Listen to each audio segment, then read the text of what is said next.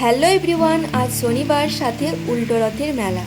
তো আজ ছিল আমাদের মান্থলি মিটিং। সেখান থেকে রুমে ফিরে এসে দেখি আমার তো একটাও সবজি নেই। তাই ভাবলাম সন্ধ্যার দিকে বেরিয়ে সবজি বাজারটা সেরে ওই পথেই রথের মেলা ঘুরে আসবো। যেমন ভাবা তেমন কাজ, চট করে রেডি হয়েই বেরোতে যাব, ঠিক তখনই বাইরে ঝমঝমিয়ে বৃষ্টি শুরু হয়। বেশ কিছুক্ষণ অপেক্ষা করার পর বৃষ্টি থামলো। তখন ঘড়িতে প্রায় 7টা মতো বাজে। তারপর স্কুটি নিয়ে বেরিয়ে পড়লাম সবজি বাজার করতে। সবজি বাজার সেরে ওই পথেই চলে গেলাম রথের মেলায়। মেলা ঢুকে দেখি প্রচুর লোকের ভিড়। ভিড় ঠেলে স্কুটি নিয়ে এগোনোই যাচ্ছে না। এদিকে পার্কিং এর কোনো জায়গাই নেই। সামনে একটু এগিয়েই দেখি বেশ 3-4টে বড় বড় রথ বেরিয়েছে পুরো বোলপুর পরিক্রমা করার জন্য।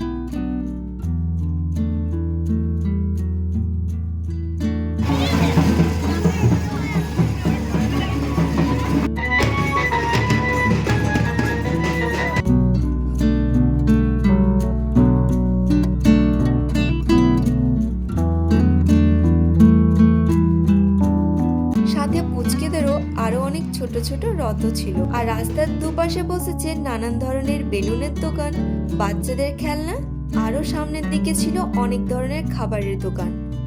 তারপর ফেরার পথে আমি দেখতে পাই ওই স্মাইলি বেলুনটা। আমার তো ভীষণ পছন্দ হয়েছে, তো এই বেলুন একটা নিয়েছিলাম।